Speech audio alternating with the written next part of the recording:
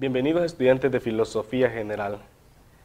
Tenemos a bien entonces el eje temático de las nociones de la antropología filosófica y viene a bien el subtema Nietzsche y el superhombre.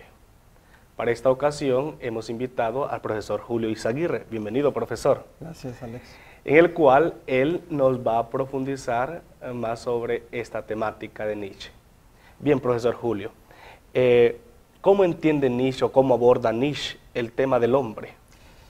Igual, todo lo que Nietzsche aborda desde el punto de vista de él, filósofo de la polémica, lo hace de una forma explosiva.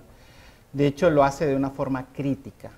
Él inicia su reflexión ética y axiológica. De hecho, la axiología, como la teoría del valor, se inicia con Nietzsche, porque él justamente cuestiona el asunto de esa tradición moral, y por eso es terriblemente atroz cuando se menciona, cuando se refiere a la moralidad judeocristiana, pues considera de que esa moralidad judeocristiana está inspirada en el temor y la culpa. A partir de eso, él establece una afirmación: no existen actos morales, existe valoración moral de los actos. Pues sí, porque la moral es algo que es autónomo del ser humano, pues él determina lo que va a ser bueno y malo. Una de las cosas claves de él es que para entender esta idea moral hay que centrarse en la naturaleza, ya sea que haya una naturaleza o no, una condición humana.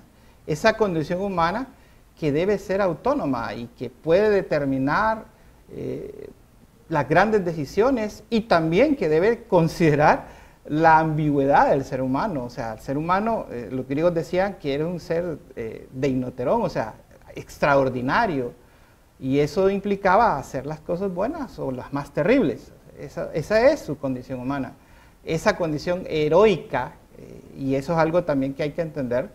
Pues ahora que se habla de competencias, se habla de excelencia, ya los griegos habían establecido eso, y Nietzsche, que es un filólogo, que es un estudioso de las tradiciones griegas, recalca de nuevo ese valor, o sea, esa idea del valor, de la competencia, del triunfo, que es algo que desgraciadamente ha sido vituperado por esa idea de pseudomodestia y en cierta forma de doble moralidad que hemos visto también heredada desde el siglo XIX y también en el siglo XX.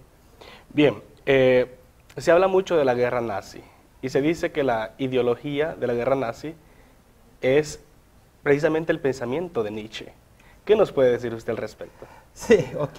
De hecho, la propaganda nazi se inspiró y citaba mucho a Nietzsche. Parece que en la Primera Guerra Mundial el mismo Hitler andaba con un bigotito muy parecido a Nietzsche.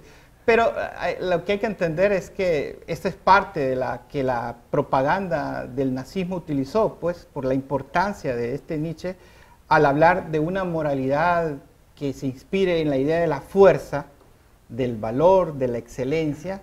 En ese sentido, de esa forma justificaba las acciones nazis que eran encontradas contra la moral y la ética y la condición humana, y por eso trataron de fundamentar su accionar en estas ideales. Pero realmente Nietzsche no nos habla de una idea de exterminio de la humanidad, no nos habla de hacer el mal, sino más bien de que el ser humano es el que va a calificar los actos como buenos o malos, y que el ser humano debe ser responsable de sus acciones. O sea, no puede atribuir a fuerzas exteriores, no puede hablar de un destino humano, sino más bien de la capacidad del ser humano de enfrentarse a su realidad.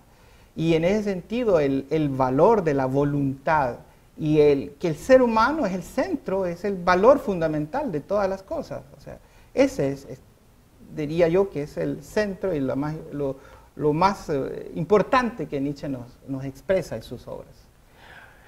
Para Nietzsche no existen virtudes generales, existen posibilidades.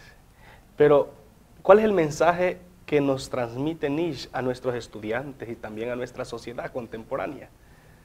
Nos habla de que no aceptemos y no nos volvamos conformistas con las cosas, con las situaciones que pasan a nuestro alrededor, nos habla de que nosotros somos actores activos, que vamos a decidir y que vamos a establecer y que no vamos a tener una moral y unos valores, unos prejuicios ante las diferencias con los demás, que todos tenemos la posibilidad de hacer cosas y que hay que hacerlo mejor. Y eso creo que eso es la herencia que el mismo Nietzsche trae de la tradición heroica y la excelencia que los griegos trataban de expresar también en su cultura, en sus poemas y en su arte. Bien. Agradecido con su persona, profesor Julio, y también en haber aceptado esta invitación. Gracias, y el mensaje que nos deja con nuestros estudiantes. Les seguimos invitando, estudiantes de Filosofía General, a seguir filosofando.